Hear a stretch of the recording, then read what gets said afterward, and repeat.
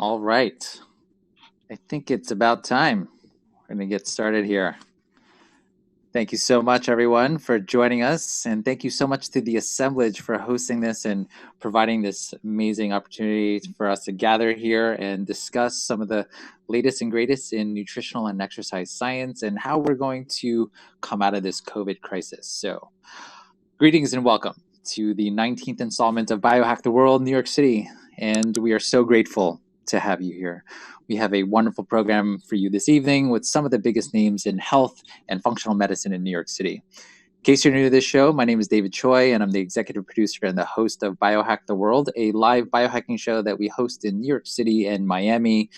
And like everyone here sheltering in place, we want answers. We want to know what it's going to take to never have a pandemic cripple us and threaten our stability the way that COVID-19 is doing to us today.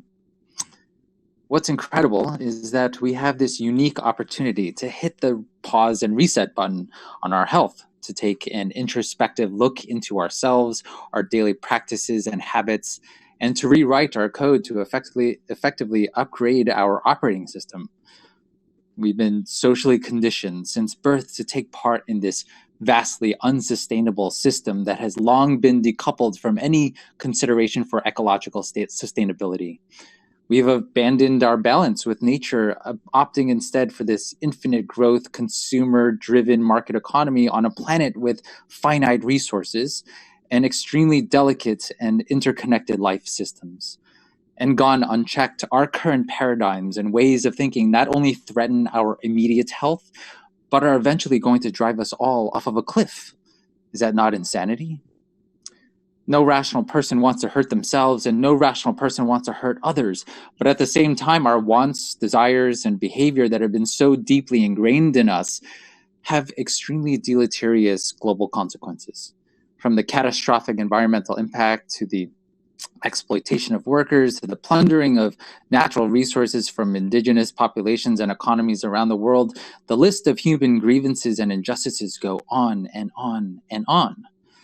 We suffer from a value system disorder because for at least a century since the Spanish flu of 1918, we actually didn't have an opportunity like this to all stop, breathe, and listen to what nature has been trying to communicate to us all along.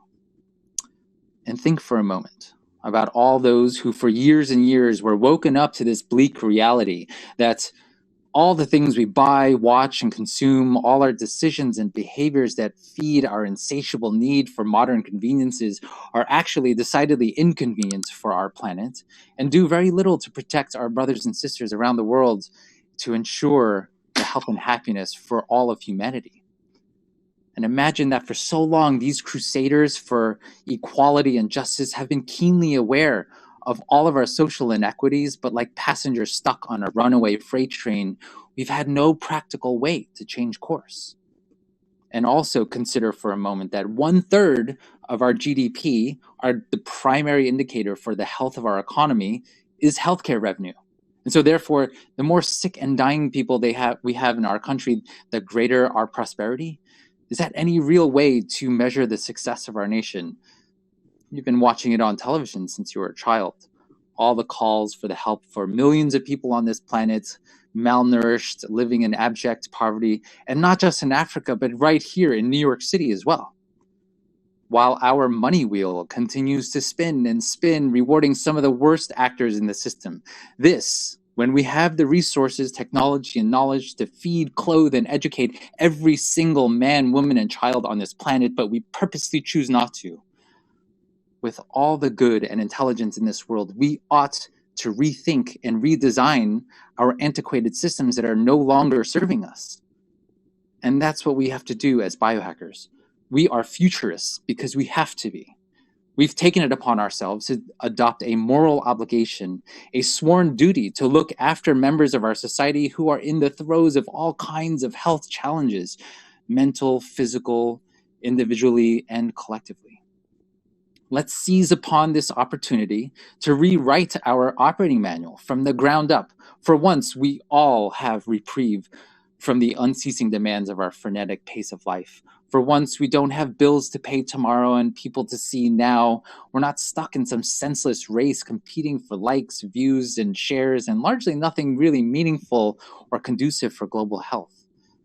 Not talking about our friends in functional medicine and fitness. Keep doing what you're doing. We love you. But there are a select few who do think about this day in and day out, either because we've elected them into office or because they were trained to be this way, or they're health crusaders and activists, and they see our current path for what it is, all its inefficiencies and shortcomings, and desire to present the case for a more sustainable way forward. For once, applying the scientific method to rebuilding a better society, and not politics or corporate interests. And that's what tonight's talk is all about.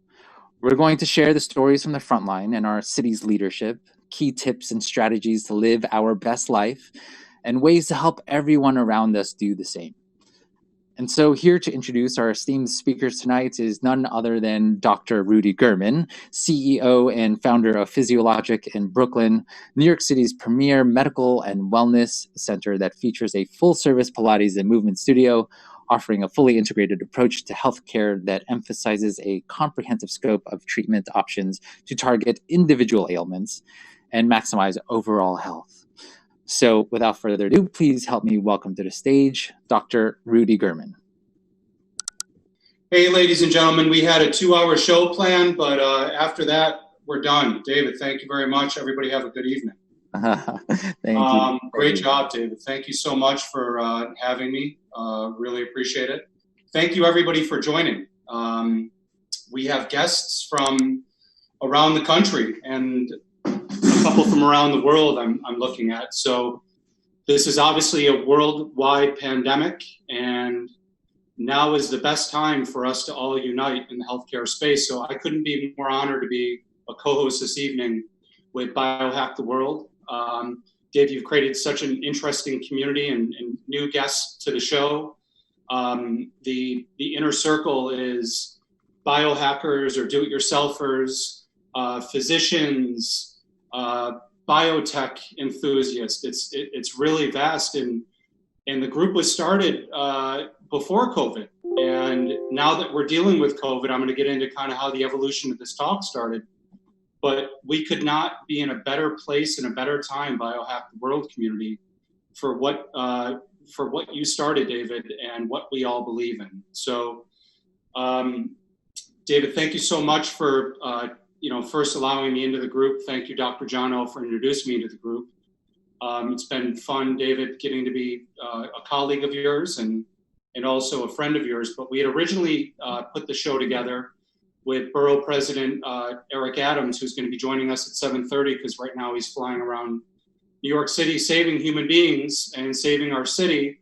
But we had Dr. Tanuj Palvia from Physiologic, regenerative medicine specialist, myself and Michelle Miller, clinical nutritionist, and we were going to do an integrative approach to regenerative medicine, but kind of with the movement as medicine as being the forethought, and then preluded into what I'm going to get into, Eric Adams, in a couple moments. But obviously COVID hit us. It hit us faster than anticipated. In New York City, I thought the strongest city in the world, and I kind of was slapped in the face with how hard it hit us and the devastation it's caused. But it looks like we're fighting back. We're off the mat, and here we go. So the purpose of this talk tonight is to talk about COVID and talk about pandemics and what we're dealing with, and just to forecast kind of the speakers.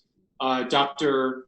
Jonathan Seitz, close friend of mine, first of all, colleague second, but the doc that's in the trenches at Lenox Hill. He's an OR doc, he's an anesthesiologist. So if you look at the triage through the hospital systems, he's the last line of defense.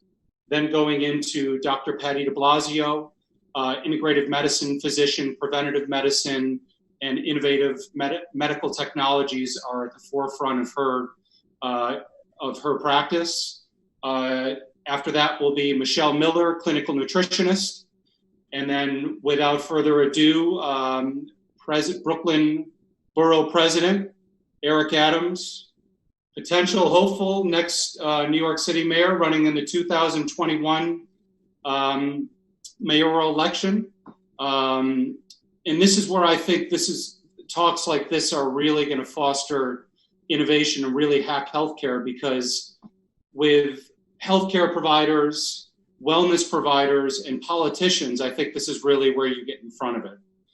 So I just want to also thank you, all the civil servants out there worldwide, from politicians to healthcare providers that are in the front lines, to telehealth providers that are transforming their products into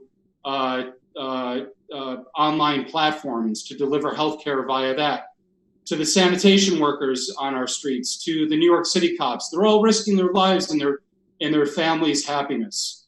So just want to bow our heads for a count of 10 seconds for everybody that's been lost and everybody that's in the potential of losing someone. So if we could send our good vibes over to them.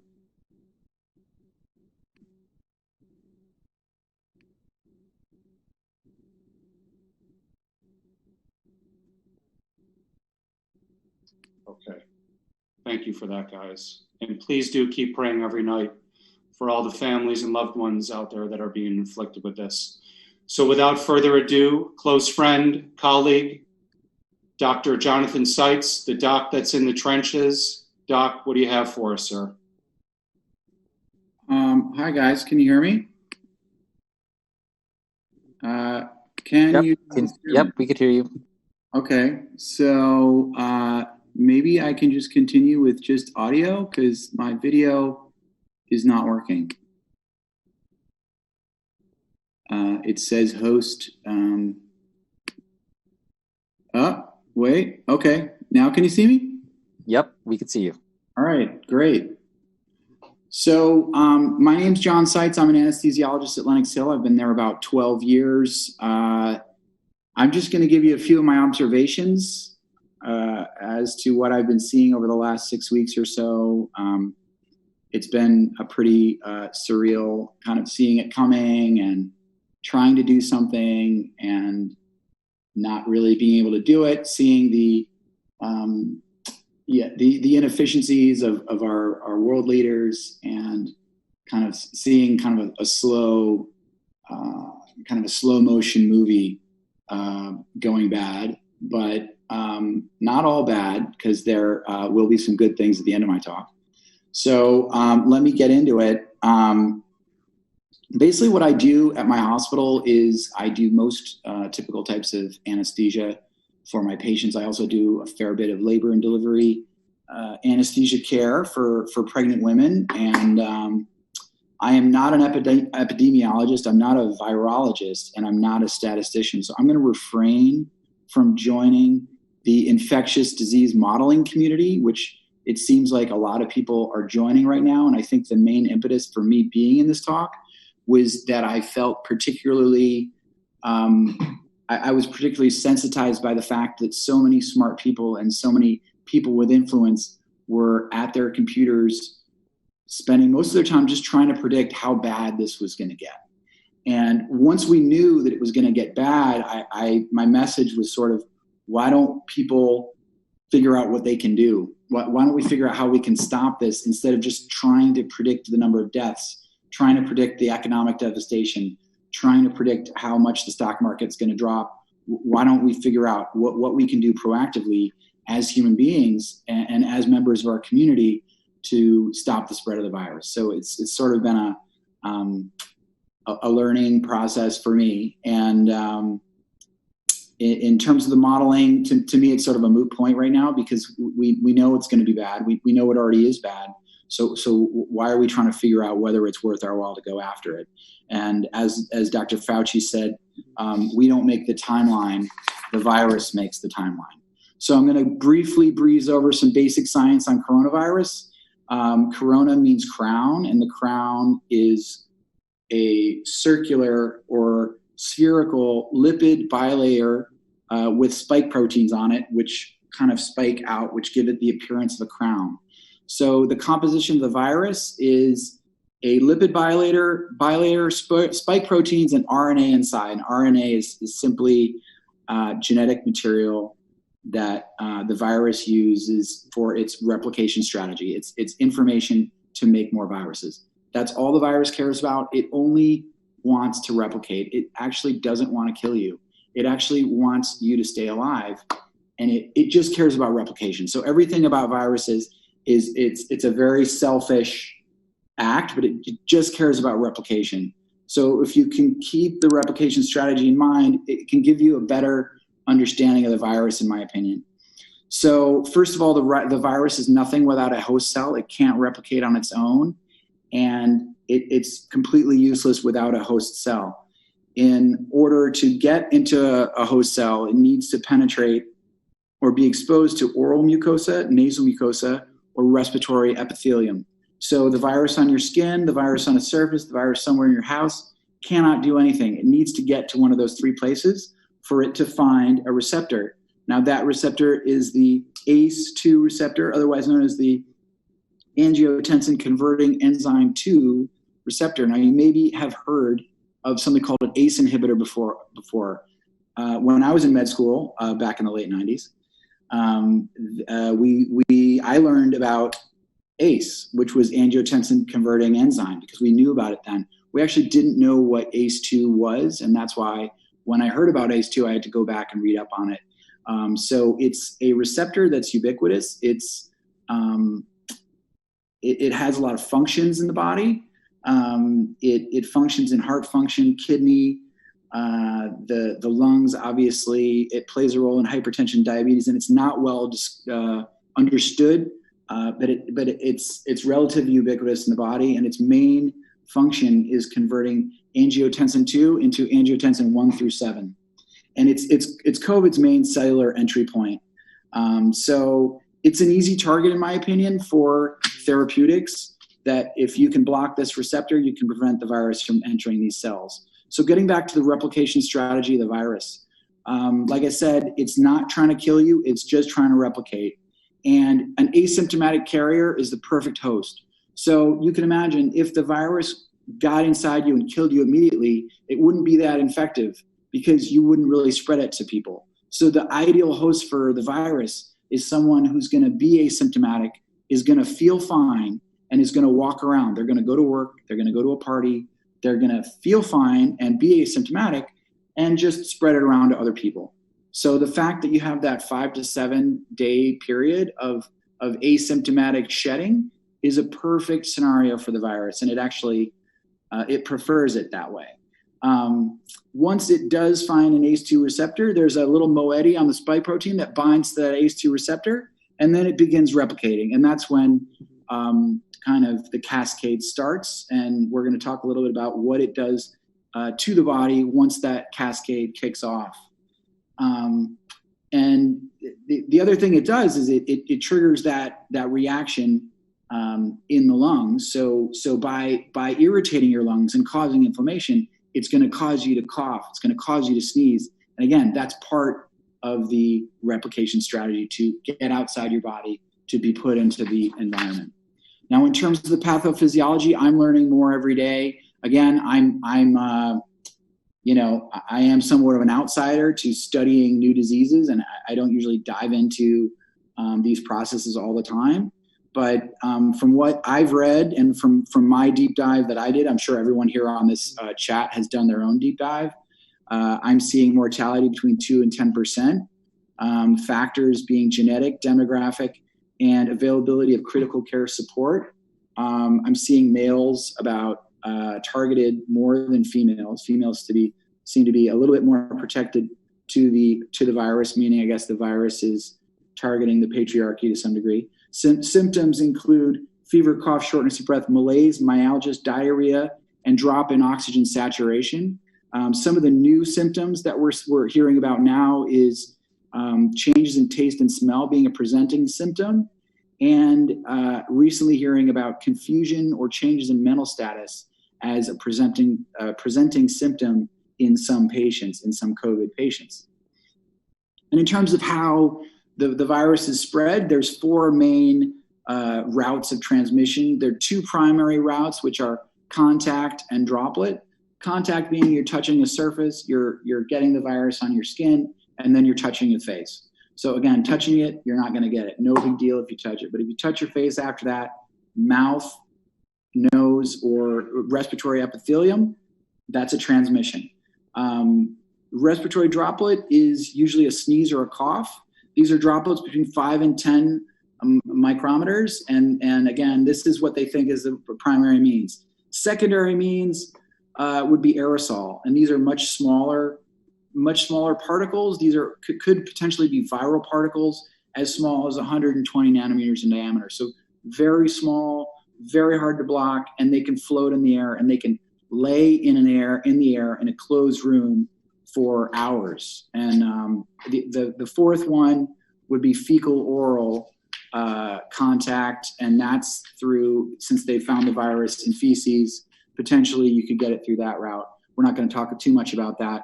In terms of the havoc that takes place in the body once this virus starts taking over, what I'm learning about now is mainly the dysregulated immune response, or cytokine storm.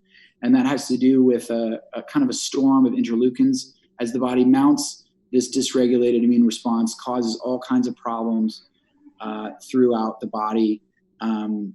This thus resulting in a hypercoagulable state. So microthrombi, emboli, and blood clots in all different types of places that they're not supposed to be, namely the pulmonary vascular tree, both small arteries and large arteries. So pulmonary emboli. You can imagine the alveoli, little sacs of air covered in tiny capillaries. And then you can imagine those capillaries all being blocked, unable to transmit blood past oxygen in the alveoli, and unable to oxygenate properly. So you got blood entering the lungs, not seeing any oxygen, and then going back to the left side of the heart with a drop in oxygenation. And that's why in a lot of patients, the first thing you're going to see is a drop in oxygen saturation. This then makes it harder for the right heart to pump blood into the heart. So you're having right heart dysfunction. And then these patients become susceptible to superinfection by additional bacteria, and that can lead to their demise and ultimately to their death. So in terms of therapy, supportive care is a buzzword you're going to hear, and that's kind of a catch-all term for there is no therapy, meaning just support the patient and let them cure themselves of the disease. It's not very, no one's really that excited about supportive care, but in someone without an exaggerated immune response, they can fight off the disease on their own. And again, I'm talking about hospitalized patients. I'm not talking about most comers, which is people who get the disease and stay home and they never even come to the hospital. Some additional therapies that are being thrown around, and I'm not going to get into all of them because I'm just realizing I have 1 minute left, is hydroxychloroquine, zinc, vitamin C, melatonin, and vitamin D. So those are some therapies that I'm learning from Eastern Virginia Critical Care Society, which I've been reading. They have some good papers that have been coming out lately. So how are we handling this in the world of anesthesia? One, we're isolating patients, which we haven't really had to do. We're thinking about how the virus is shed in a healthcare setting, and something as simple as oxygen can take a contagious patient and make them incredibly contagious. So you can imagine a nasal cannula blowing oxygen up in the nose, a face mask, putting high pressure onto the patient's mouth, and then creating jets of air, shooting infectious virus all over the room, making it very difficult and very dangerous for healthcare workers. So how can we take care of these patients, give them what they need, but also not get sick in the process so we can continue to help more people? We're obviously isolating them. We're placing breathing tubes using video cameras instead of our traditional means. Certainly, the catch-22 with that is we want to secure their airway for our sakes. We want to place a breathing tube so that they're not shedding virus all over the room. But as we're learning more, we're finding out that those that are getting intubated are having mortality between 60, 70, 80%. So why are we rushing to intubate them anyway? And while people like Elon Musk and others are really excited about building ventilators, if you know the ventilator has an 80% mortality, why are you so excited about building it? And why aren't we thinking about ways to more non-invasive ways of getting oxygen to the patient without jeopardizing the healthcare workers? I was going to say some stuff about testing, but I'm sort of out of time for that. But I will say, from my perspective, it's been an incredible opportunity to collaborate with other doctors, despite Facebook being a pretty mind-numbing platform. I've actually used Facebook in a lot of positive ways to connect with anesthesiologist-only groups and critical care groups where I'm getting tons of information, collaborating. We're building things. We're using 3D printing to build our own PPE. A lot of people are stepping up, and it's been very inspiring. Lastly, I'm going to give a plug in terms of what we can do. One thing I've been really behind is Masks for All, and that's basically a grassroots campaign started by Jeremy Howard to try to put masks on as many people in our community as possible. And it's not these kind of masks, it's these kind of masks, which are homemade masks, which your grandma can make or your cousin can make, or anyone at home who's on isolation can make these and give them around their community and help stop the spread. And I think that's if you really want to help healthcare workers right now, go down to the subway and hand them out to everyone, because that's really going to help us. So lastly, I know I'm over time, but I'm going to talk about some positive stuff. First of all, our DNA has been bombarded with viral particles, viral information as long as we've been around, and this is no exception. So take solace in the fact that a lot of the things that make us evolved beings come from having received viral DNA in the past. So if you're going to take the good, you got to take the bad, and we've got to get through this. So stay positive. Stay encouraged. I think both the ACE2 receptor and the spike proteins are low-hanging fruit in terms of therapeutics. And mitigating the cytokine storm and the hypercoagulable state, I'm excited about that. Lastly, never has been more clear that we need to help others in order to help ourselves. So there's never been a more of a reason, in my opinion, that for your community to move forward, you have to reach out to the people, the lowest common denominators, and ensure their health. Otherwise, your community absolutely will not move forward, and you will never emerge from this crisis. So it's kind of a test, in my opinion, to help everyone around you and move forward. Small acts can have great ramifications. So by you preventing coronavirus in one patient, that could prevent a whole cascade, and you could effectively save thousands of lives just with one act. And that is incredible. Lastly, we're learning how to get through the next pandemic by dealing with this kind of pandemic. So I'm going to close with that. Thank you for this opportunity. I really appreciate it. And I'll turn it over to you, David. Thank you, Dr. Seitz. Unbelievable job. What a good perspective. Thank you very much. And thank you very much to your colleagues. Also shout out to Dr. Ramya Palvia, that's also listening, another doc in Brooklyn that's on the forefronts in the ICU. Doc cites a couple things that took notes on. Quote unquote, host cell could not have preluded into Dr. Blasio and Michelle Miller's conversation on how we get out of this and how we prevent it from happening in the future.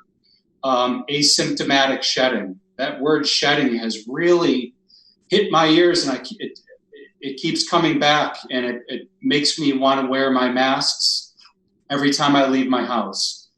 And I think that, this asymptomatic, the demographic of this conversation, most of us are we're biohackers. We're taking care of ourselves. So you may be infected. So how do you want to do your part? You need to put a mask on if you're going out in public, if you're leaving your house in New York City or around the country. And what's that going to do? It's going to potentially save the life of a demographic that's falling into this bubble that could be inflicted by COVID, that's going to find themselves on the surgical suite of Dr. Seitz.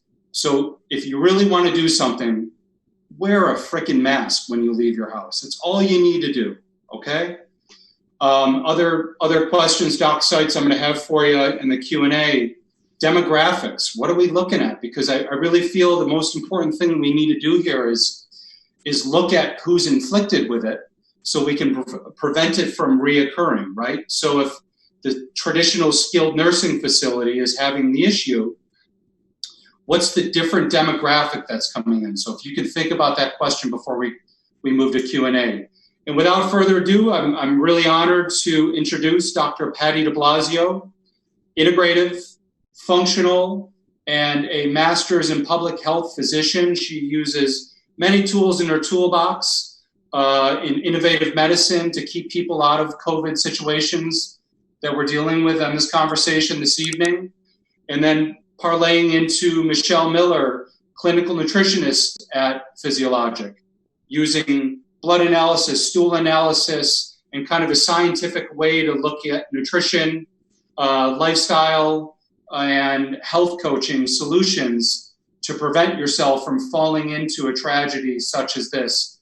Also, Michelle, just a little bit of a plug, podcast you started called Funk, F-U-N-C-U Up.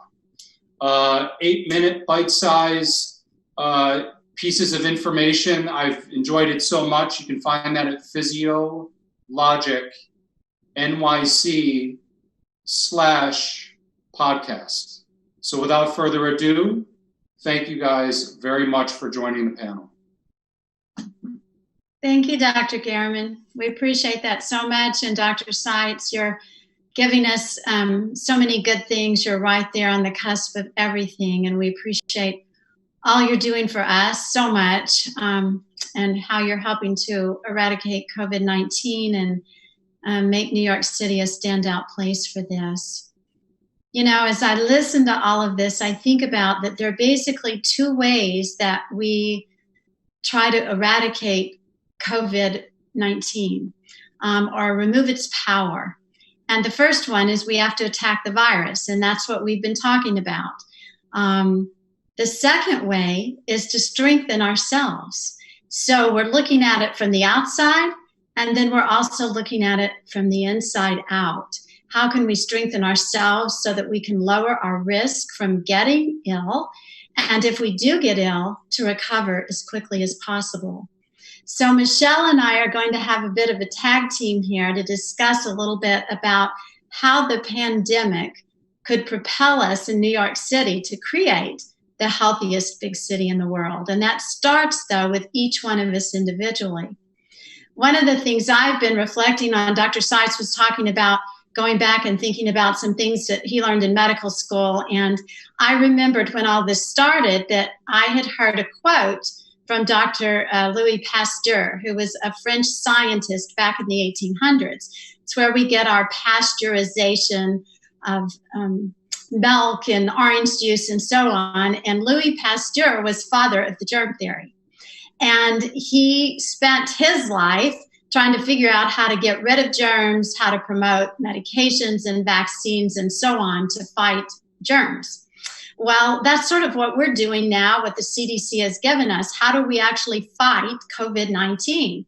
So we're doing stay at home. We're doing physical distancing when we do have to go out, wearing masks, washing our hands, and developing meds and vaccines. What's interesting, though, is that during Louis Pasteur's life, he had an arch rival, a scientist named Antoine Béchamp. And Béchamp felt like that actually it wasn't so much about the microbe, the virus, the bacteria itself. What it was really more about was the person and how they responded, building their health and building their immune system. And he felt like the microbe only really became dangerous when the health of the host itself was compromised. So during Louis' time, he and Béchamp, they just sort of fought back and forth. And ultimately, the story is, though, on Louis Pasteur's deathbed, he said, you know, the germ isn't maybe quite as much as I thought, and maybe the host does have some value here. I think that, you know, the probably the truth for sure lies in the idea that it's both. And that's what we're seeing here, and we're trying to find out amongst ourselves, because we can't begin to understand the complexity of this. Think about COVID-19. We know it's very virulent. People are dying. And yet, as Dr. Seitz said, there are many people who are asymptomatic going around spreading it. They never have any symptoms whatsoever. And most people have mild to moderate symptoms. Why is that? Now, we know a few things, like you mentioned, that microbes are more dangerous, often in people that have comorbidities. They're also more dangerous in people with compromised immune systems, and perhaps even in people that have more genetic risks. It can be more virulent. but it gives us pause to ask ourselves, are there things that are within our control that actually can improve our health and our immune systems and make us less susceptible, not just to COVID-19, but other potential threats, because this may be the first of many that we will face in our lifetime. So as we're thinking about this and what we can do from the inside out, I wanted just to bring Michelle in here. Michelle is so knowledgeable about health in New York City and how it all relates as a clinical nutritionist. Michelle, what do you really think it means to be healthy, and what is the healthiest big city, if that is New York or what city it is? How does that look like? What does that look like? Thank you, Patty. Can you hear me okay? So health is this kind of larger abstract idea, and I think it's a spectrum. And I think that, we'll go into talking more about diet and nutrition as we go through this conversation tonight. But I think it really comes down to access and education, and that really has to be the pillars of kind of our mission. It's interesting right now, for many of us, we've never really had a limit in what we had access to. It wasn't difficult for us to run into a Whole Foods and to pick up, some organic foods. But many parts of the city have these food deserts all the time, not just during pandemics. And so I do think that is a major point that we have to touch on. If we do want to be the healthiest big city in the world, we can't just be the healthiest Tribeca and the healthiest Chelsea. We have to be the healthiest city as one unit. And I loved what Dr. John was saying about, we have to look at all elements of our community and work together to build up the health of all of us. But I think just in terms of overall health, it has to be a combination of body and mind. It has to be health where we are practicing sleep hygiene, we are aware of stress management, we are getting proper exercise, and then of course the nutrition pillar has to be there too. Right. And so you really see that we're not just victims of these superbugs that just seem to spread so rapidly in a global world, but we may actually have a bit of autonomy over things. It absolutely has to come back to the internal environment. Right now, we're separating ourselves from the external environment, and we have this opportunity to pause and focus on the internal environment. And I'm such an advocate for gut health and understanding that the immune system lies within the gut. And so we have power with every piece of food we consume to influence that gut environment. And again, I hope that we can go deeper into this later on, but this idea of inflammation causing chronic diseases, multiple chronic diseases are comorbidities, and now people are at higher risk right now for losing their life if they're faced with this virus, if they have these comorbidities and these multiple chronic diseases. How do we then re-engineer that and look at decreasing inflammation in our life, decreasing inflammation in our diet, so that we can fight a little bit harder and we can be stronger the next time a wave of virus or bacteria or microbes threatens our humanity and our society? Thinking about with chronic disease, how do you see diet as affecting that? Because it seems like that in Western medicine, we have a little more trouble addressing chronic diseases, things like fibromyalgia and constant gut problems and autoimmune. How do you see what we can do to help that? Yeah, and I think, a lot of times our audience at the Biohack the World events are biohackers. And so they're like, we know it's gut health, but my goal is to really reach so many other individuals who maybe are dealing with chronic disease or being, exposed to Biohack the World for the first time tonight. And so it does come back to looking at an anti-inflammatory lifestyle that includes lowering stress and getting proper sleep and proper exercise. But also, if you think of inflammation in the body as like a pot of boiling water, and the heat is the inflammation. And so you want to keep the heat to a point where that water doesn't boil over. Removing inflammatory foods out of the diet, like processed sugar, eating real whole nutrient dense foods takes the fire down, it takes the heat down. And so really in our body, chronic diseases are expressed once inflammation gets out of hand. So if we can dial that back starting with our food, starting with gut health, that will have a trickle out effect and really be able to help everything from not only our physical health, but also our mental health. Exactly. So, do you think some of these things that are being presented to just New Yorkers and all of the world, maybe in general, about ways we can mitigate risks and improve our own genomics in our own body? Do you think that learning some of this is going to make a difference for New Yorkers in specific and the world in general once this pandemic passes? Or do you think people may just sort of go back to their old ways of living? I don't think there's any way that we're going back to our old way of living. I think, even the basic idea of masks, many Asian cities have been wearing masks.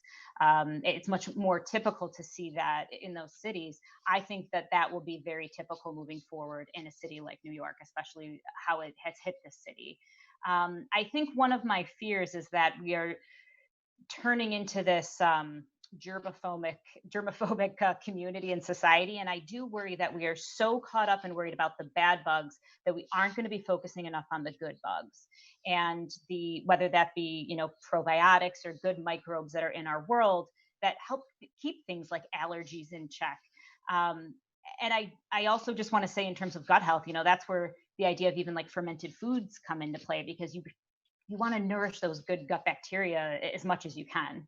How do you see, though, in terms of measuring genomics or looking at that and inflammation pathways, how can we use the two to kind of get a greater understanding of the role of inflammation?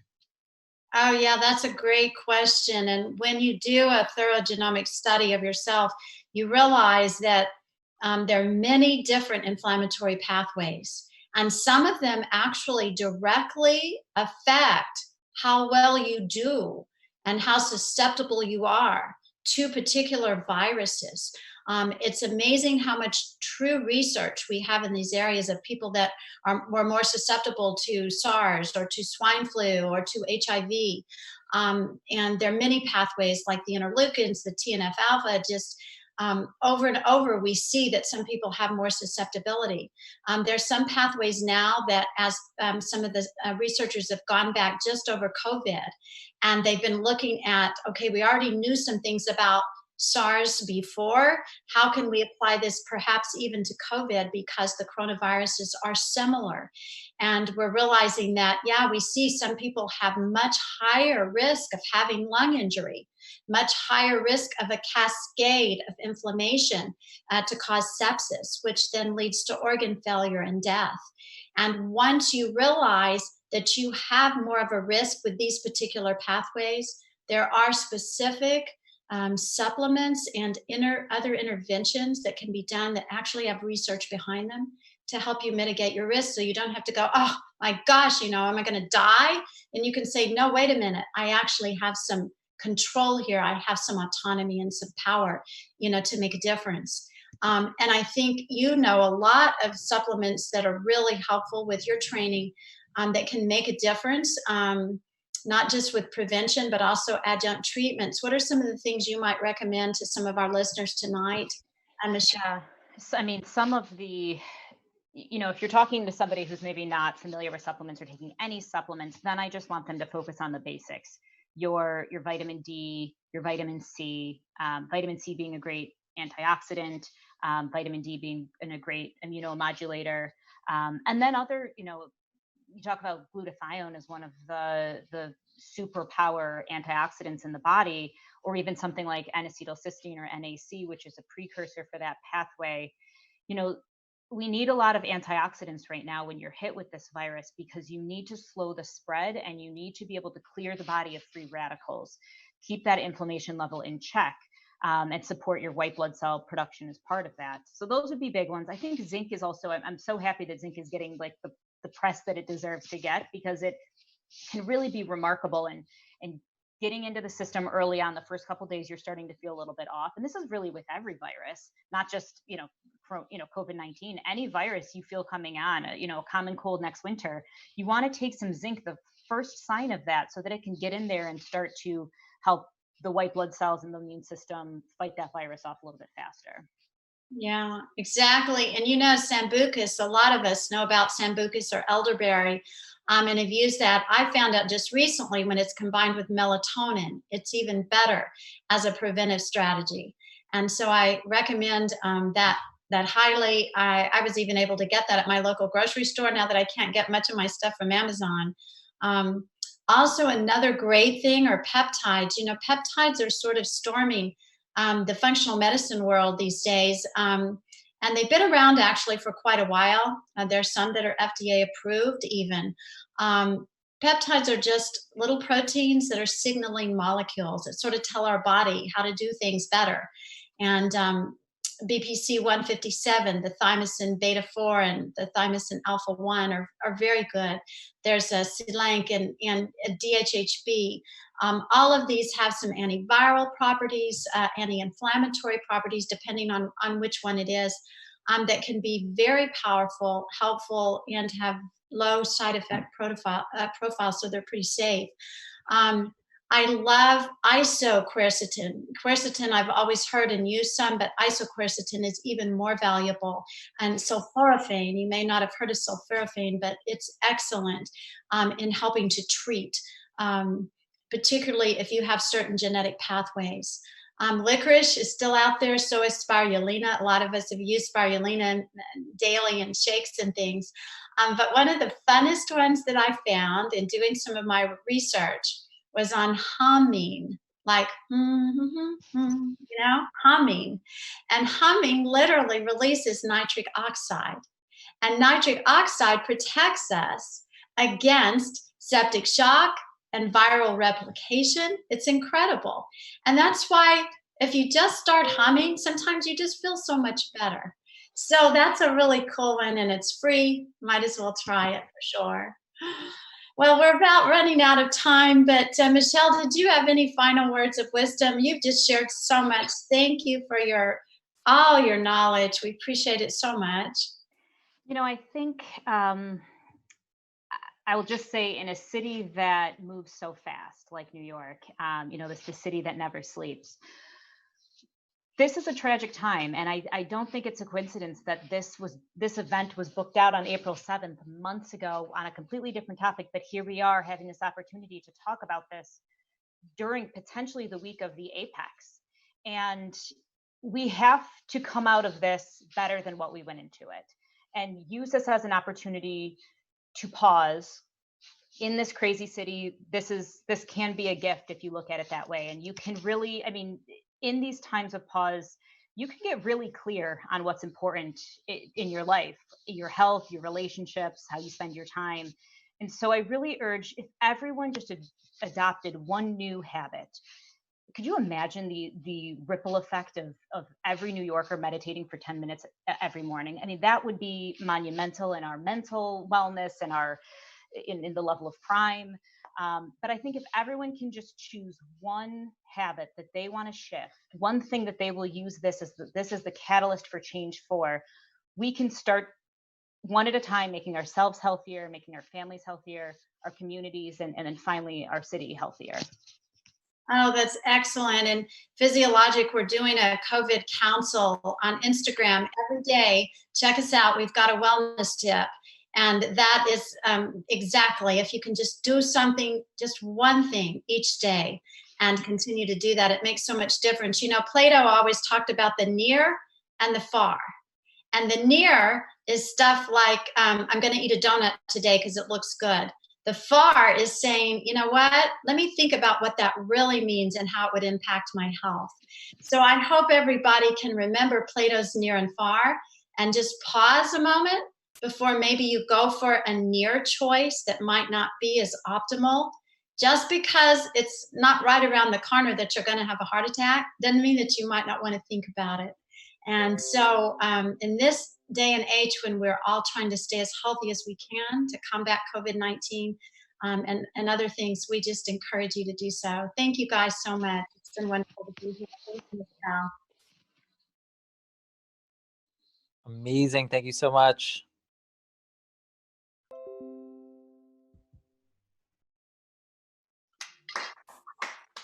Thank you, docs. That was incredible. Thank you very, very much. A couple takeaways that I wrote down. Epi, above the gene, dimmer switch. That was very interesting. And quote unquote testing, Michelle Miller. So I think this is really where innovation is going to step into play, and you got to test before you treat. Another quote, old way of living. The whole world got flipped upside down, man. We got to do things a little bit different nowadays. And then, that's why I'm so excited to introduce our next speaker, Brooklyn Borough President Eric Adams. I think this is really how we're going to innovate healthcare. I think this is how we're going to have healthcare. There's a bunch of healthcare providers on this channel right now. And how do we make change? We make change with working with our local politicians. And I think that's the first step, because the community that we've built at Biohack the World, everybody's already being proactive. I'm less concerned about you guys because I know you're taking care of each other. I'm more concerned about getting into the single mother that's in the projects in Brooklyn. How do we foster new change, new innovative healthcare into her apartment? How do we do that with Medicare patients? How do we do that with Medicaid patients? And it starts in collaboration and in talks with innovative thinkers like yourselves, docs. Thank you very much. And innovative thinkers and politicians such as Brooklyn Borough President Eric Adams. And the first time I heard Pres Adams talk, it was incredible. He came from the streets as a beat cop in New York, worked his way through kind of quote unquote the belly of New York City, worked his way into politics. He's the Brooklyn Borough President, best borough in the world, best city in the world. Sorry. And hopefully, come on, Prez, let's get you into 2021, man. Let's do that. Let's have you sit in New York City mayoral seat. Because if we can change and hack healthcare in New York City, we can change it around the globe. And that's what this is. It's a world pandemic.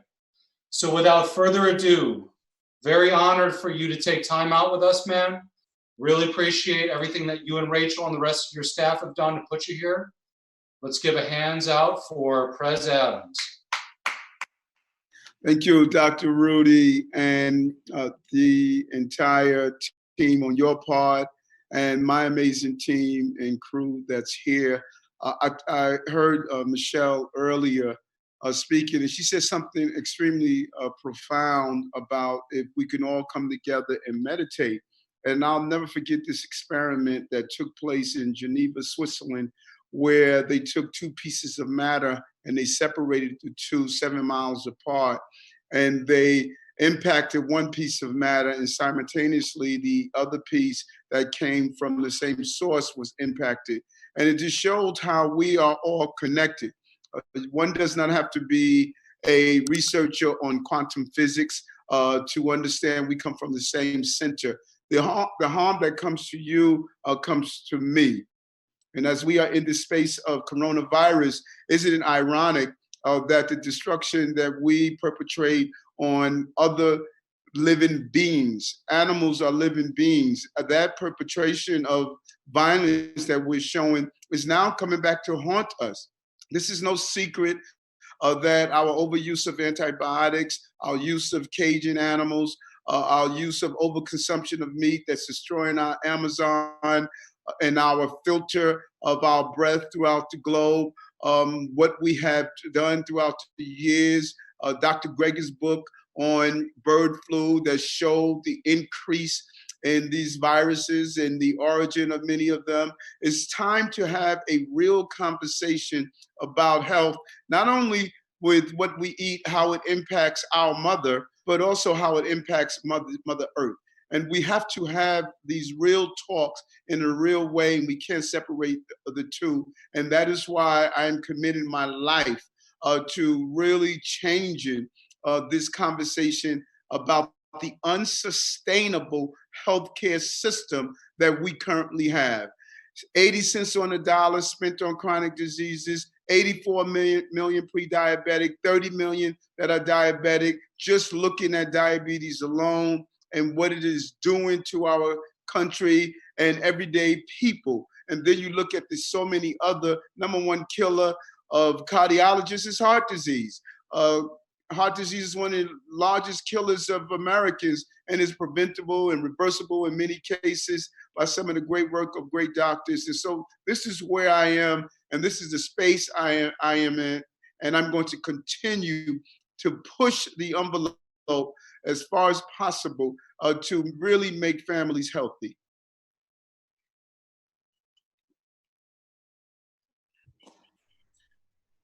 Thank you, Prez. Couple words out of that is Mother Nature. You know, so in this pandemic, I think we need to look at our current healthcare systems, but also how we're treating our Mother Nature. Man, we're not treating the world right, and the world is not going to treat us right. And this is what's going to happen. And it leads back to soil toxicities. And, you know, you talked about diabetes, you talked about heart disease. Those are the demographics that are hitting this, you know, just using COVID as an example. Yes. You know, that's the people that's hitting Dr. Seitz's ICU room, the diabetics, the cardiovascular patients. And as you know firsthand, you were a type, if you don't mind me sharing, you were a type 2 diabetic. Not at all. Right. How did you switch it? No, so true. And I think it's important what you just stated, that 94% of those who are transitioning and dying from COVID-19 have pre-existing conditions, 94%. And those pre-existing conditions are diabetes, type 2 diabetes, heart disease, respiratory issues. And so there's a pathway that many of us followed around these chronic conditions. And I followed the same pathway, 22 years in the police department, abusing myself with my diet and just eating just about any and everything, believing that, you know, one could just consume things that are bad for their body. And it wasn't until after retiring and going on to become a state senator, going through the normal of health problems, prostate issues, high blood pressure, you know, just the normal wear and tear of your body. And I use that term normal with an asterisk. And it wasn't until I became borough president that I was out of the country and I was experiencing some real issues. I thought it was colon cancer because I lost a good friend to colon cancer. And when I returned to the country, I went to the doctor. I had vision loss at the time. I was losing my sight in my left eye. I was also losing it in my right, but my left was substantially, basically I couldn't see out of it. And when I got to the doctor, he did a check of my stomach and a check of my colon. And when I came from under anesthesia, he stated that, Eric, you have an ulcer and your colon is fine, but your real problem is your diabetes. Your diabetes is at a coma level, is extremely dangerous. I need to put you on insulin right away. I need to give you medicine, 2 other medicines. So I walked into the doctor's office that day with no medicine at all. I left with something for my ulcer, 3 medicines for my diabetes, something for my vision loss, as well as my high blood pressure and cholesterol. I walked out being a pharmaceutical company just because I went in for one issue and discovered that I had so many others. And he said, Eric, you're going to be on medicine the rest of your life. You may be blind in a year or so. You have irreversible vision loss. I had a major nerve damage in my hands and feet. They were tingling all the time. I could not feel my right thigh because of the diabetic nerve damage that I received. And it was just a pathway. And I remember in that doctor's office, him telling me I was going to be on medicine the rest of my life and vision loss. And when he first told me I was diabetic, there was a part of me that said, well, you knew it was coming. Your mother's diabetic, your sisters and brothers are either diabetic or pre-diabetic. But when he stated that I was going to lose my sight and I was going to be on medicine the rest of my life, I said, wait a minute, I didn't sign up for this. Because in the African-American community, we gave diabetes a beautiful name. We says, you know, our auntie has a little sugar, our uncle has a little sugar. We normalize diabetes And I just refused to go down that path. I refused to go through the point of amputation and blindness. And I decided to take a different route. And that's what I did. Awesome, Prez. Thank you so much for sharing that, and congratulations on your innovative healthcare/healthcare. So I think we're going to switch over to Q&A right now, and I'm going to talk to the docs that are in the trenches. But I think my biggest question is looking at the demographic of people that we're dealing with right now, and how do we not deal with this in the future? What's our learning lesson here? And it seems like metabolic disease is at the forefront of the patients that are landing in the ER, the ICU, and the OR for Dr. Seitz. So what can we do? This is an organization of people that are kind of the do-it-yourselfer, biohackers, the self-reliant, and I think that's what New York needs to get at. I think everybody needs to have that education, and I know it needs to start in our elementary schools, and I know it needs to start in our elementary school cafeterias. And I know you have initiatives to do that. And that's why I'm following you and I'm clapping my hands. And I know that you're going to hack healthcare.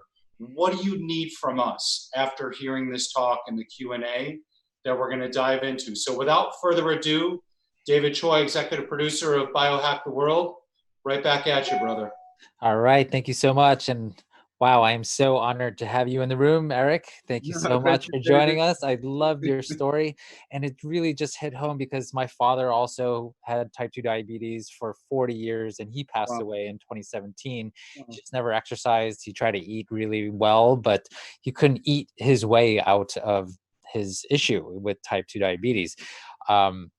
So I think it's really important that we talk about this. And like when you go to Western allopathic care, they're going to tell you that diabetes, type 2 diabetes, you have it for the rest of your life. It's not something that you can cure. You have to learn how to manage it with drugs. And this is something that we don't believe in functional medicine. And we do know that we can reverse the conditions, so many of the chronic metabolic conditions that exist and that are plaguing society today. So I did want to also mention that I love that you're trying to solve the health inequality here in New York City. I know, this is a city of entrepreneurs and capitalists. And, I often say that I don't think we can actually solve the income inequality anytime soon, but we absolutely can solve the health inequality. And that starts through the education of our biology and teaching people from a very young age. And again, Rudy, going back to you, what you were saying, we got to get into the schools. We have to teach this at a very early age, and also fitness, like physical education needs to be part and parcel to every child's education here in New York City. And I think that's going to go a long way. So I think this is a burning question for a lot of us. And I know that you don't have a lot of time, Eric. I know you have a 9 p.m. meeting, busy man. So how do you see New York City's economy and also our healthcare system? How is it going to be when things start to normalize? And let's just say it's going to be like June 1st or something. But yeah, how do you see the future? That's a great question. And we're almost we're forced into a place where we cannot continue down the path that we have gone on for so long, where we have really had sick care and not health care. Now we must be proactive. After 3 weeks of going to a whole food plant-based diet, my vision came back, and 3 months later, my diabetes went in remission, and my nerve damage went away. And the cost of healthcare, because I took that path, I saved just personally probably thousands and thousands of dollars, hundreds of thousands of dollars. And so we have a project at Bellevue Hospital, the first of its kind in America, which is based on lifestyle medicine. We believe the data from that project and pilot project is going to show that it is possible to really get people off their medicine or to lower dosage and change the quality of life of people. And so this crisis that is really harming a great deal of people with these pre-existing health issues, we're now seeing we have to find a different way of managing that and we believe that there's going to be a greater receptivity to looking at how do we change our diets. We have a great program in our schools where we moved our children to meatless Mondays. We think we're going to now finally have conversations about going meatless throughout the entire week, serving the right food to our children, allowing our children to use technology to hydroponics to grow food right in the school. There's no reason we can't grow our vegetables in our school and serve it in the cafeteria. So we think that there's going to be an entirely new conversation around we move to the place of lifestyle medicine. And I'm extremely excited about the possibilities of doing so. Me too. Thank you so much for that. Do you happen to know Harlem Grown, that organization in Harlem? Love them. Yeah, they're awesome, right? Big shout Yes. out to Tony and Yes. his work up there. He's doing amazing things.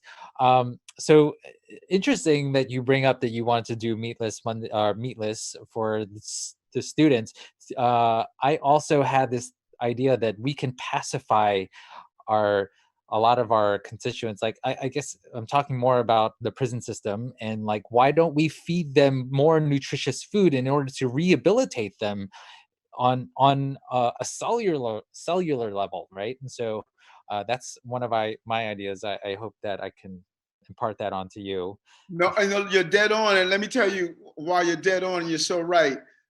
We have done an analysis here of all the meals that we serve in the city of New York. Health and hospitals serve a substantial number of meals. The Department of Correction, our prison system, they serve a substantial number of meals. Our school system serve almost 96,000 meals every day. When you look at even Child Protective Services, ACS, they serve meals to children who are traumatized. I believe the city should get out of the business of feeding the crises. We should make sure every meal that we serve should be a meal that's healthy and that allows people as they're going through trauma, because when you come in contact with a city agency, for the most part, you experience some level of trauma. And if you are serving the right meal during those periods of trauma, you are helping people heal themselves, and you're putting them on the right pathway that even when they disconnect from the city services, that they know the power of eating healthy. So I'm with you. Everyone that's incarcerated should be on a healthy diet that's going to help them emotionally as well as physically. And you better believe we can make that happen. Thank you. Oh man, I'm getting chills here. This is music to my ears. All right, Rudy, did you want to pop in with a question here for Borough Prez? Yeah, Prez, thinking outside the box, man. It's going to get nice out in New York City in a couple weeks and in the next couple months. Maybe just throwing ideas out there, a benefit concert with some music and some innovative healthcare providers speaking the gospel of healthcare reform, hacking healthcare, just to get the word out. Just throwing it out there. No, that's a great idea, because after the hibernation of coronavirus, having an opportunity for people to find some of our open spaces, Prospect Park, Central Park.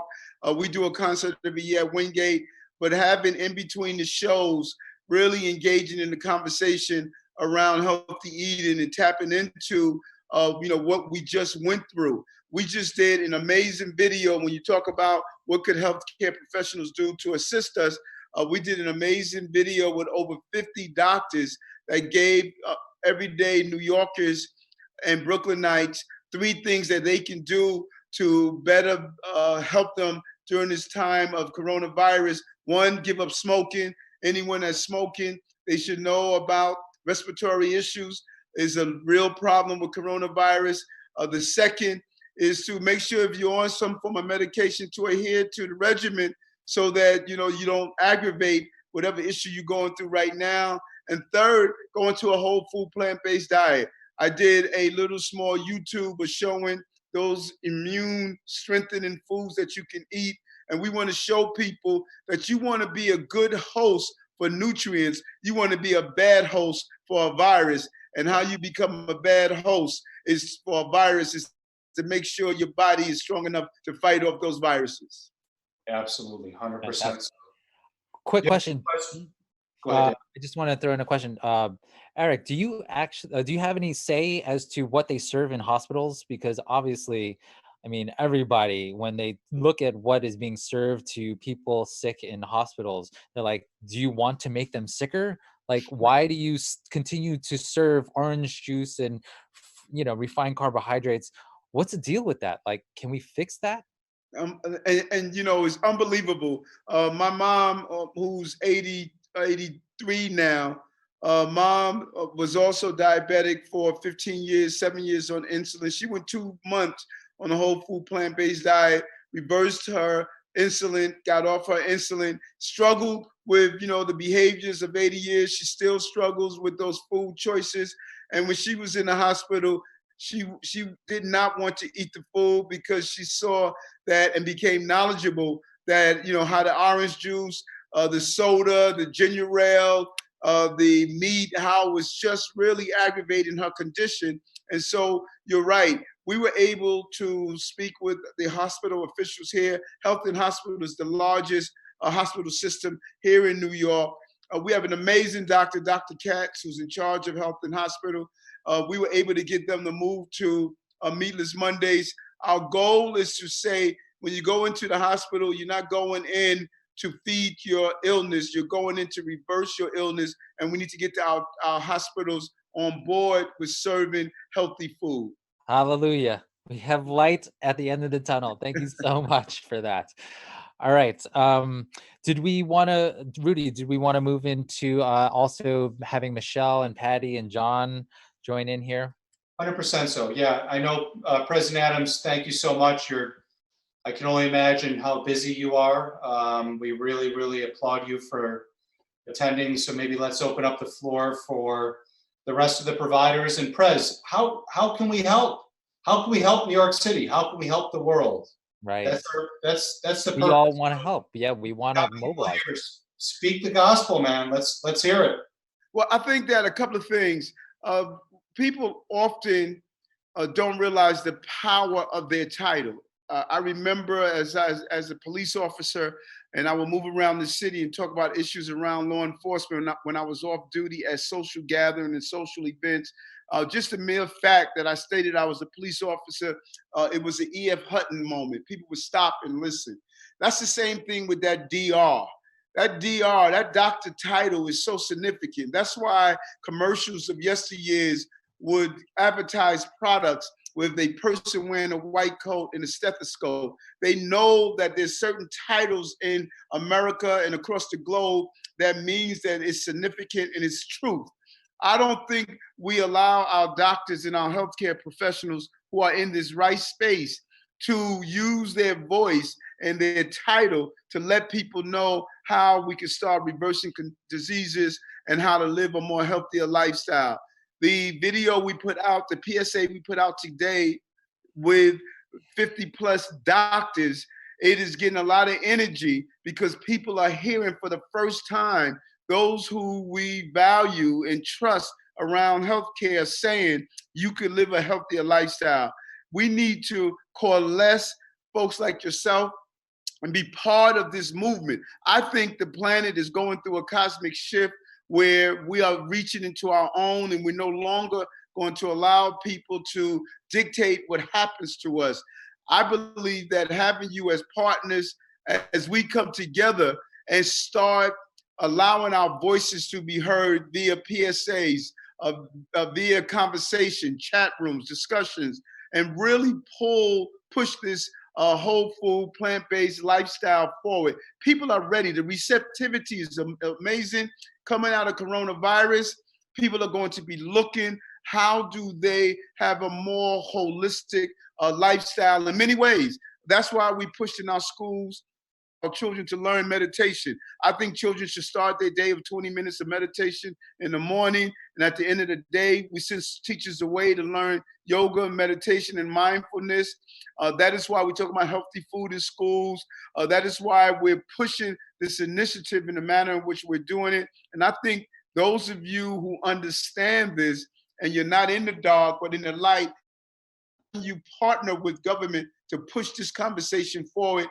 people won't say that, well, this is Eric trying to push something on us as an elected official. Is coming with the credentials of those of you who are licensed to practice medicine and live in the spirit of do no harm and let food be thy medicine. So I love that. And real quick, I do want to plug I developed a digital currency for exercise enthusiasts. I think one of the key strategies here is to somehow subsidize the cost of fresh organic produce so that it's cheaper than fast food or anything that they could buy that's like refined carbohydrates at the supermarket, right? And so I created this digital currency called HIIT, HIIT, which is short for high intensity interval training. And we're working with Whoop, the company Whoop, which is a wearable activity tracker. And so with your physical activity, you actually generate tokens that you can use to purchase one thing, and that's fresh organic produce from local urban farms. And so you're creating this virtuous circle of functional fitness and food, right? And so I think that this is one of the ways. I pitched this to Gail Brewer. She loves it. I was just waiting for the opportunity to come and talk to you and tell you about it. I think that we can really launch this pilot program in a big way in New York City. And can you imagine that nobody could ever say that I can't afford to eat healthy? Well, now you can. You just have to exercise for it. And so I want to work with you on that. Love that. We'll talk about that a little bit after the call. But and the bracelet is cool. I like the bracelet. It's a cool bracelet, you know? Yeah, it's great. What's important is there's a combination of things. We often make a mistake, I find, in government where we speak in an echo chamber and we speak to people where we are instead of speaking to them where they are and take them where they ought to be. It's the power of teaching people how to cook healthy, very simple meals. I do that a lot. How to start your day, how to cook beets. We were at a food pantry and we were handing out items to people who attended the pantry, and we were trying to give them beets, and they were saying, I can't even tell you how to cook it. So showing people methods on new foods, how to use spices, the power of spices, what it means to mix pepper and turmeric together, and your liver is able to absorb the power of that, you know, the power of cumin, of cinnamon. So we need to really take people to the level of where they are and take them where they ought to be. We hand out a chart of showing the definition of spices and how they impact your body and how healthy they are, because we really want to not talk down to people, but to talk with them and show them how they can have good tasting food. Food must look good, taste good, and be good for you. And that is our goal. It's fantastic. Awesome. Love it. Yes. Food is medicine. I'm following you on socials. Give us the day in the life of President Adams. What are you doing with COVID? How are you taking care of yourself? What are you recommending to constituents, being the healthcare hacker politician? Yeah, it's a full day. My team is home for the most part. I have about 65 employees. They are all doing their job remotely through telecommuting. I have about 4 employees who, no matter how much I tell them to stay home, they find their way here every morning in Borough Hall. They want to be a part of helping people. Now I understand why we have foreign war correspondents that were on the ground all the time. They're just some people that they want to be in the midst of helping, because we have a large number of seniors who are stuck home and, you know, there's no service provided for them. We have been giving out thousands of masks to hospitals. We have been feeding thousands of frontline employees and essential employees. We've been giving our masks to those who are defined as essential employees. We've been on NYCHA grounds, dealing with some of the crises, teaching people how not to deal with becoming a victim of coronavirus, because fighting coronavirus must be on 2 fronts. It must be on the front of those who are in hospitals who currently have it, and then we must be on the front of preventing people from getting it in the first place, and that is something that we have been pushing for. So our day is really consumed with fielding calls, having conversation like this to really engage people in a real way. It's been a full nonstop day. I've spent the last 14, 15 days sleeping here in the office. Thank God I have a shower. But, I'm here on the front line. This is important to me. I'm a firm believer, doctor. I don't tell my police officer to go out every day. I don't tell my doctors and nurses to go out every day. Generals lead from the front. If I want them on the front line, then I need to be on the front line. Generals don't send their troops into battle and ask, how is the war? They lead their troops into battle. That's what I knew as a captain in the police department, and that's how I feel as the borough president. I'm going to lead us into this. We're gonna beat this, and I want to make sure that when we beat it, that we come out not only physically healthy, but emotionally and spiritually healthy as well. Yeah. Wow, so inspiring. Prez, you came in a little bit late after we thanked a bunch of civil servants, and I think that's huge here. There are so many people, all the way to our refrigerator. We live in Carroll Gardens. Our fridge went down. Even the guy that works at Lowe's, his family that is enabling him to go out. If we don't have a fridge, if we're stuck at home, that's huge. There are so many people pulling together and so many people that we should be thankful for. And postal workers and sanitation. And it's just, I urge all of us just to really thank everybody that you see out. The downtown guys cleaning up Brooklyn when I had to swing by the office today. Just thank the civil servants that are out there, quote unquote, risking their lives for us. They're putting their tushes out on the field for us. So thank you for that. Prez, is there, I don't know if you're at liberty to say, but what are your thoughts on how it hit New York City? I mean, what's the learning lesson in history? This thing came in, we knew it came in around the world. It came from, a different side of the pond, if you will. And we had time to think on it. And I'm getting reporting from various friends and family in the inner hospitals around the country that they're ill prepared. What happened? What's your take? How do we prevent this from reoccurring? Doctor, that's a great question.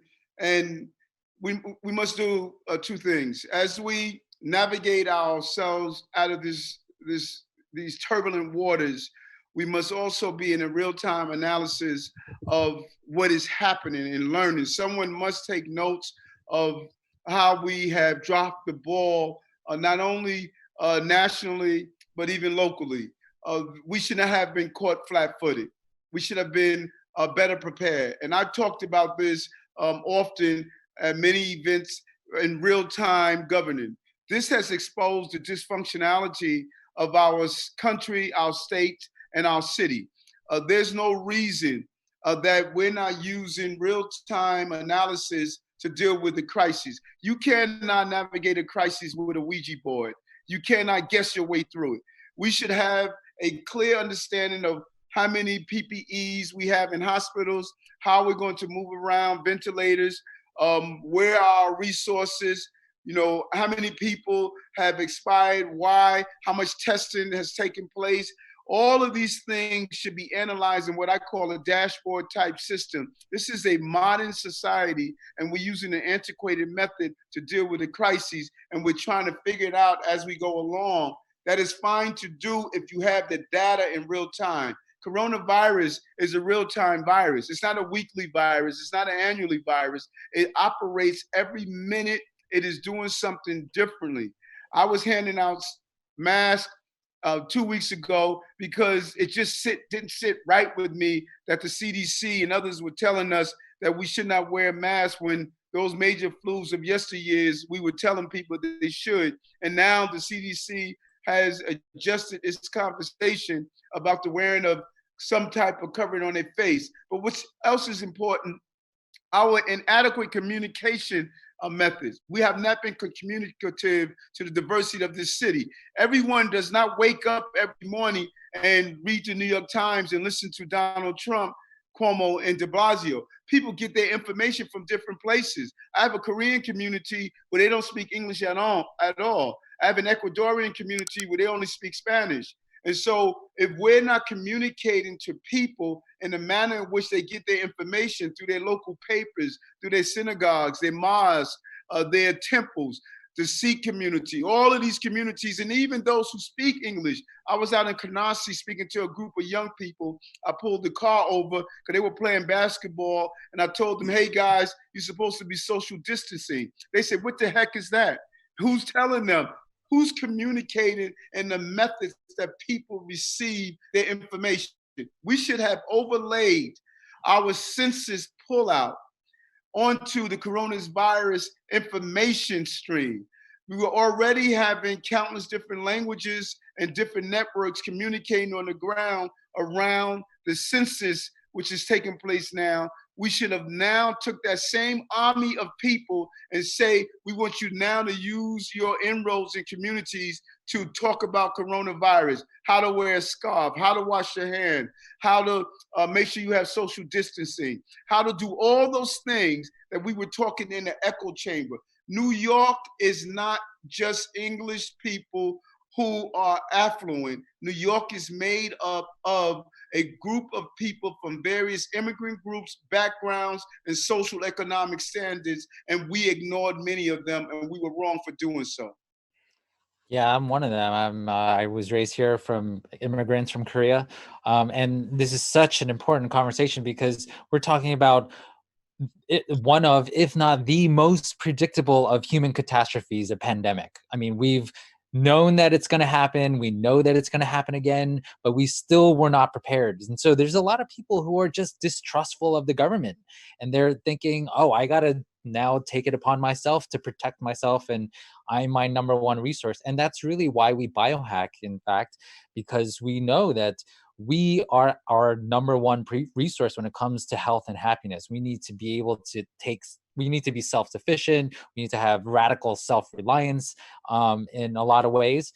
And I think that's also one of the really key important takeaways here, is that everyone needs to really learn and be diligent about their own health and not just outsource it to some third-party medical practitioner that may or may not have their best interests at heart. So, Well, yeah. Great. Well said. Well said. You know, the goal is, you know, I tell people all the time, we spend hundreds of millions of dollars trying to fight drug dealers that are on the corner in blue jeans. The pharmaceutical company, those are the real drug dealers. The goal is, my mother was addicted to insulin for 7 years, 12 years on metformin and other medicine. So we want to talk about drug dealing. Is those that have our parents hooked on drugs, knowing those drugs would never get them right. So you tell me the difference between that drug dealer and the one that's selling crack. It's the same drug dealer, same methodology, but at least on crack you can get off one day. I can't believe that we are gonna have a mayor that thinks like you. That's just really incredible.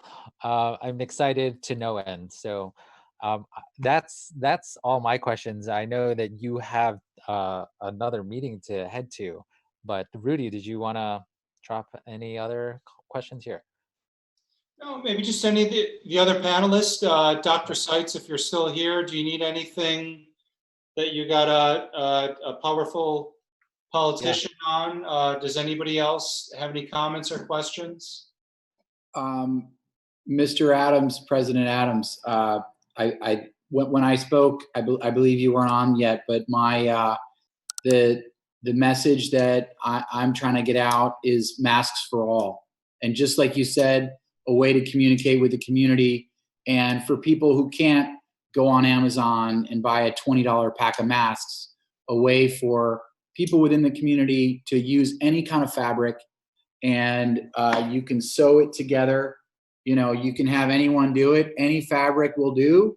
You can add a little filter paper to it, and you can put these on. You can make these for pennies. You can even use recycled fabric from clothes that you want, and you can distribute these masks to the community.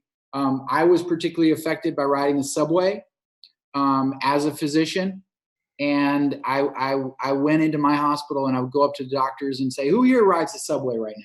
Who's riding the subway during coronavirus epidemic?" And they were like, no, I don't recommend that. And then my second question was, you know that our employees in this hospital are riding the subway and they don't have masks. And the narrative out there right now is that masks are for healthcare workers and we need to conserve those for the healthcare workers. But that's actually a false narrative. And right now, it's very important for us to get in the minds and how we get this communication out, because you're absolutely right. There is not, it's hard to communicate with everyone. But if we can find a way to get the message out that, listen, we know you got to go to the store, we know you got to go to work. Eventually, people are going to have to go to work. They're going to have to ride public transportation. And when they do, if everyone can wear a mask, I believe that can really stem the spread of this disease. President Adams, let me preface that with Dr. Jonathan Seitz, operating room anesthesiologist from Lenox Hill. So he's seeing the last line of patients that are affected by COVID.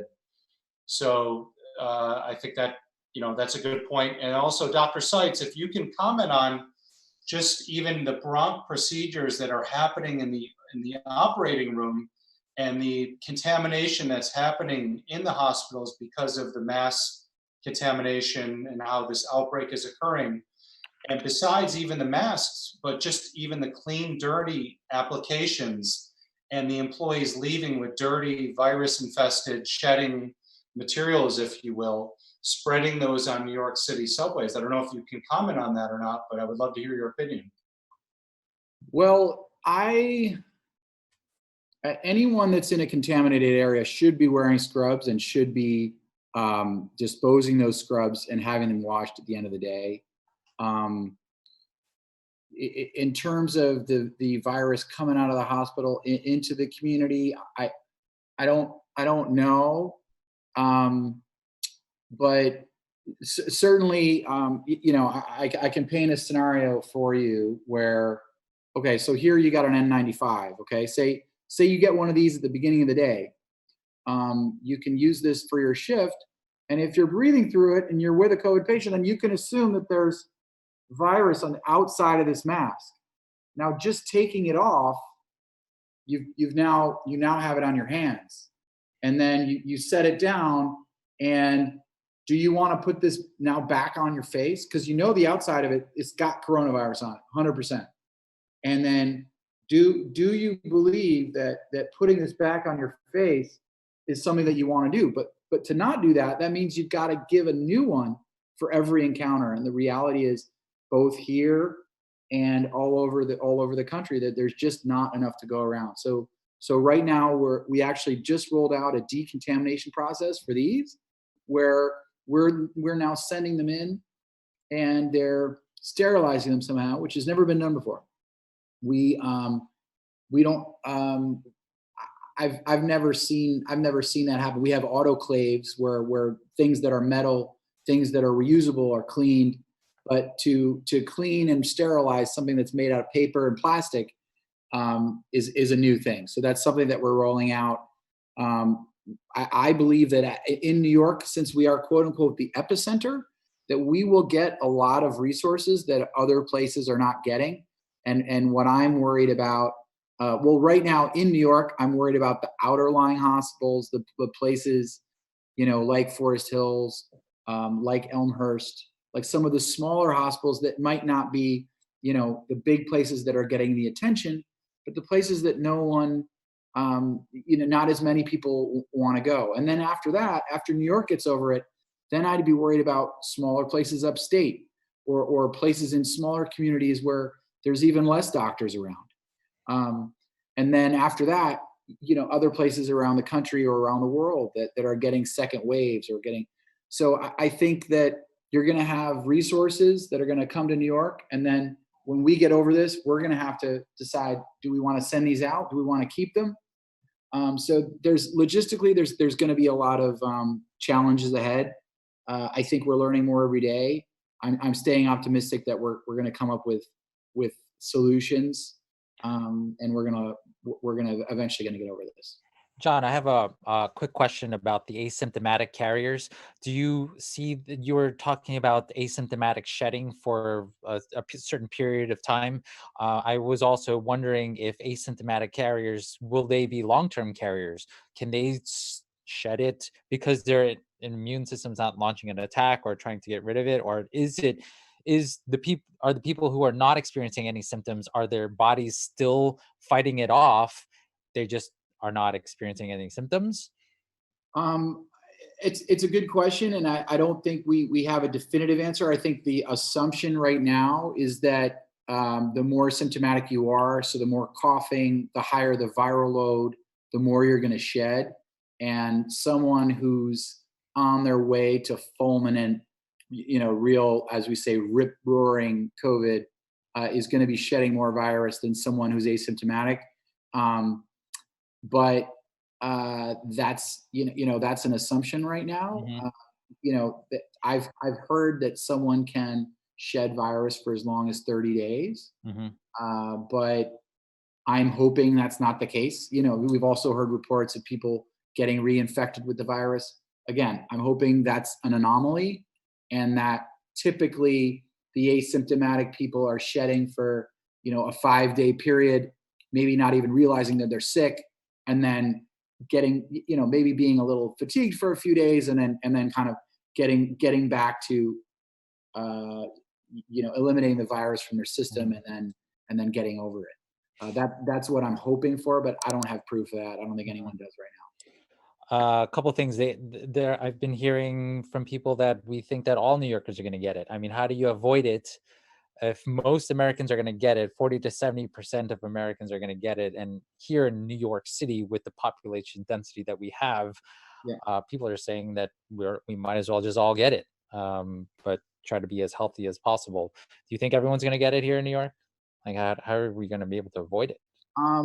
Well, I'm hoping that before everyone, I mean, my parents, live in New York. I'm certainly hoping they don't get it, and I'm telling them to stay home. And I'm hoping that within some period of time that there's a vaccine, or that we have one of these modalities to treat it, such that when you do get it, it's going to be recognized early on, and that you're going to come into a facility that's going to be ready for you, and it's going to know how to deal with you, and then they're going to treat you in a way so that you still have it, but you're not going to die from it.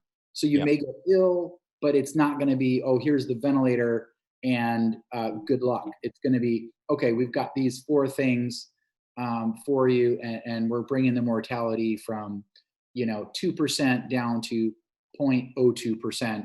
I'm hoping we get that within 12 years, and within 12 months. And I'm optimistic within 18 months, hopefully a vaccine for the people who really do. And I think there will be people who self-isolate for the next 18 months. Those people will exist. And for those people, they're just going to wait for the vaccine. And the other thing that's going to happen, and another thing to be optimistic about, is there's going to be antibody positive people. So say you go around the community right now, and this will actually benefit New York. If New York is one of the first cities to really get hit, we're going to have millions. Let's say there's 8 million in New York, 20% get it, a certain number of people die, but then we could have 2 million antibody positive people that are then here to serve the community.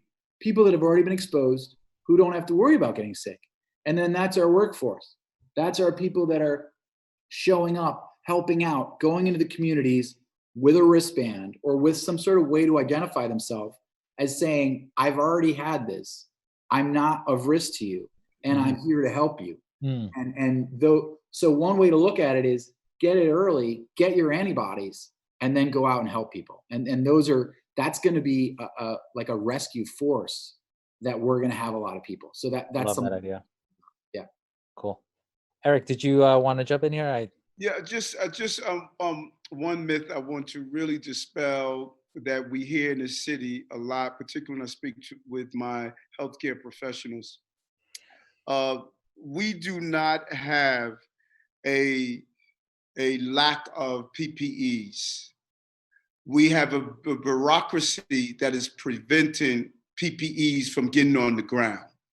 There's no reason that we're hearing about nurses and doctors are wearing N95s for weeks.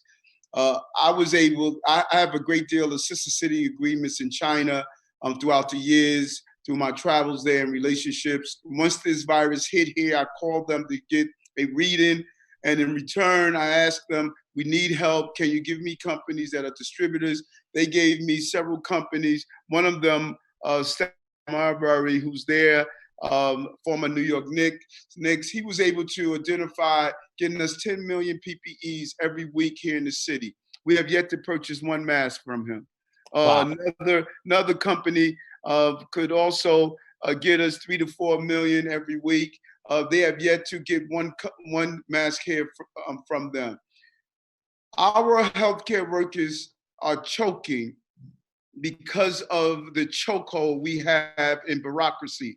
We notice that this is a crisis, but we have a procurement process that hasn't identified that this is a crisis. These are FDA-approved companies that already have done business with state and local governments before. So we're not talking about sham companies that open overnight. The number of companies, my colleagues and I, that have identified that can get these PPEs on the front line, and we have yet to do so, is just embarrassing. And no matter when you hear our high ends of government saying that everything is under control, we don't need PPEs, we have enough of them, that is so far from true. I had a conversation today, a Zoom meeting with a group of healthcare professionals that are stating, Eric, we are in trouble on the ground. We are trying to wash out our PPEs. And I think, as the doctor just pointed out, the virus, the contamination in vaporized areas, being able to use items that really, at one time, if you would walk into a patient's room with an N95 mask and go out and use that same mask in another room, you'll be violating protocols. And now we're saying use that same mask for a week in some cases. It just doesn't make sense. We need to get these resources on the ground. How is the richest country on the globe, in the richest city, unable to get basic tools to their hospital professionals, their police officers, their school crossing guards, their school food service employees? That is why we have been on the ground getting these masks to them. I'm getting thousands of masks into the city. You mean to tell me our state and national government can't get those masks into the city as well? I'm not accepting that. We got to get a better job. And I'm not going to wait until after the crisis to read the reports and have the hearings tell us how we dropped the ball. No, we need to correct the problem now. Amen. Is that, Prez, if you're at liberty to say, is that more federal? Is that state? So as a local politician, you're getting them. Are you at liberty to say where really this hiccup is occurring? So all three levels. We're seeing it on the national, we're seeing it on the state, and we're seeing it on the city level. We turned over information to both levels of government, particularly the state and city, because we're here now. We turned over clear records. 14 days ago, I turned over information of distributors that were cleared, FDA-approved items, and said, listen, they can get millions of PPEs here to this city. This is 14 days ago. So how do you have a crisis on the ground, and in 14 days you have not made one purchase from these distributors? It is not only my distributors. These are not people I'm affiliated with. These are people that we were able to find, but you speak with other electeds who are telling the same story, that they have turned over distributors. We have letters that have come from distributors that say, here's the letter that was sent back to us from the state and city agencies that say we don't need your items, we're fine. Something is wrong. Something is definitely wrong. I mean, it has to be a systemic issue. I mean, it's indicative of the fact that we have the most expensive healthcare system in all of the developing countries and the least effective, right? Or it's the most effective. It's the most expensive, but the least effective of all the developing countries. That's just a lot.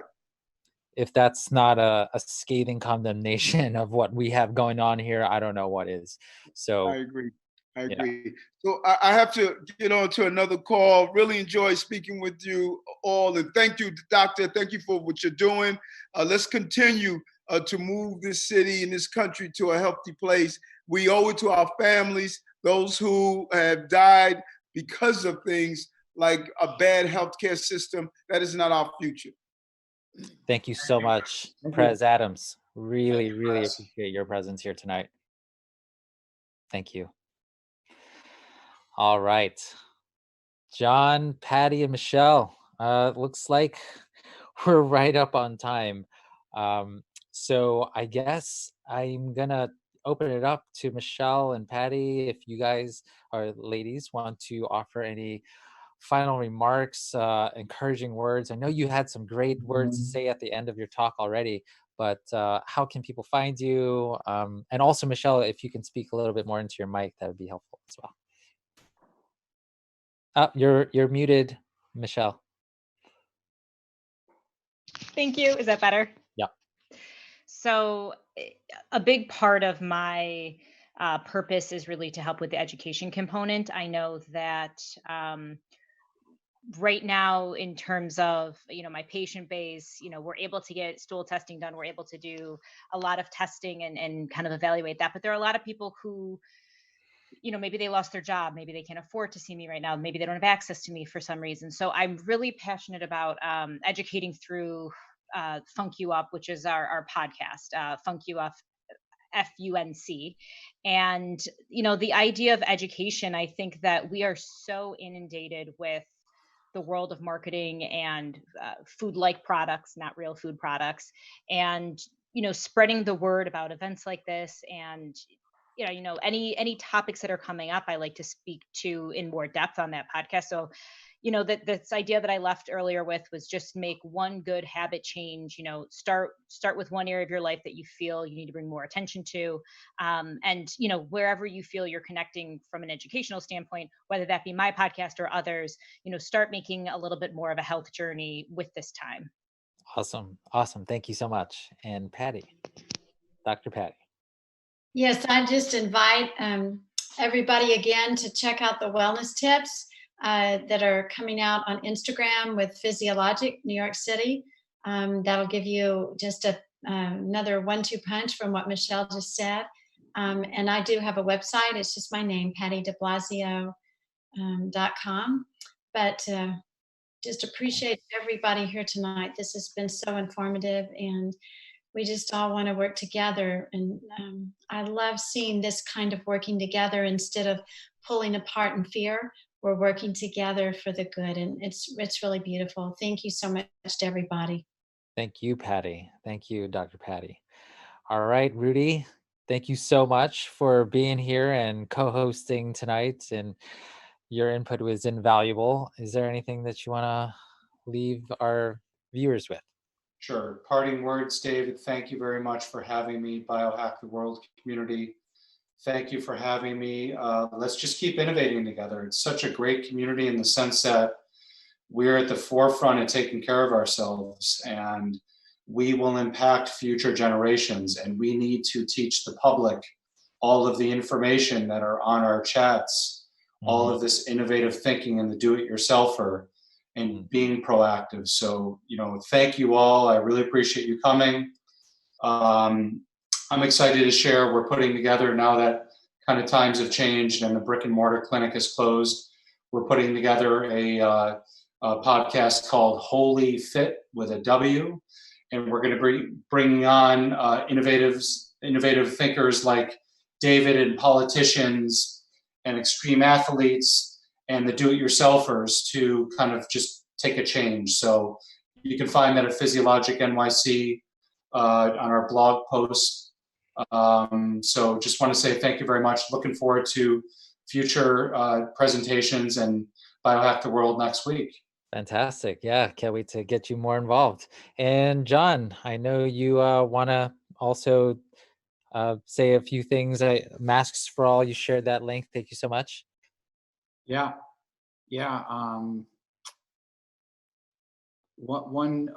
Just a couple small things. If you really want to take it seriously, I think shaving your beard is a good thing, because these don't make a seal on your face. And if you have a beard, I see a lot of people with beards. I don't think it's not a good time to have a beard. Yeah. I agree with Mr. Adams about not smoking. And also just a good time to just not get sick in general. So not having an accident. And one thing is good about being at home is you're less likely to get injured. You're less likely to get in a car accident or just do something stupid. So I do see a lot of people, getting drunk on Zoom and, oh, I'm home. Let me get hammered.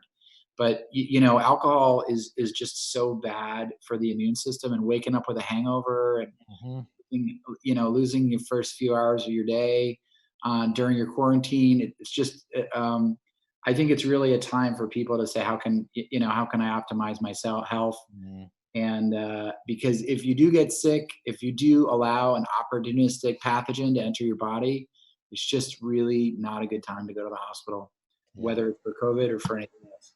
So thanks for inviting me on. I appreciate the invitation, and it's been great listening to all of you guys. Thank you. Thank you, John. All right, ladies and gentlemen, that's our show. Thank you so much for joining us, and we're going to be back on April 16th with Dr. Paul Saladino. So, and Simland. So it's going to be a great talk. We're going to be talking about the ancestral health solution. Lots of compelling evidence for possibly eating high quality animal protein or including more of it in your diet. So stay tuned for that. And all right, ladies and gentlemen, have a great night. Thank you. Be safe. Thank you. Prayers.